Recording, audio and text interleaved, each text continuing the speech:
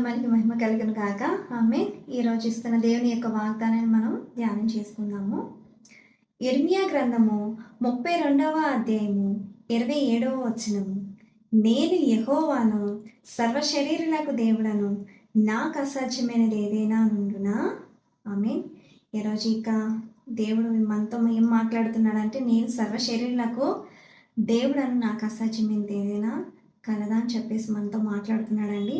మరి మీ జీవితంలో ఏది అసాధ్యంగా ఉందో వాటన్నిటిని సాధ్యపరిచే దేవునికి అప్పగించండి.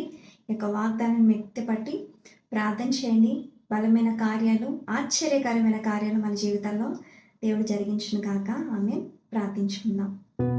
మహాపరిశుద్ధుల మహోన్నతుల నీకు స్తోత్రాలు. మమ్మల్ని ఎంతగానో ప్రేమించి దేవుడు మాకు అందించి నీకు వాగ్దానం బట్టి నీకు వందనాలు ప్రభువా. మా నాయన, నేను సర్వ శరీరులకు దేవుడను, నాకు అసాధ్యమైనది ఏదైనా కలదా అని మీరు మాట్లాడుతున్న ఈ యొక్క వాగ్దానం ద్వారా నీకు స్తోత్రాలు ప్రభువా.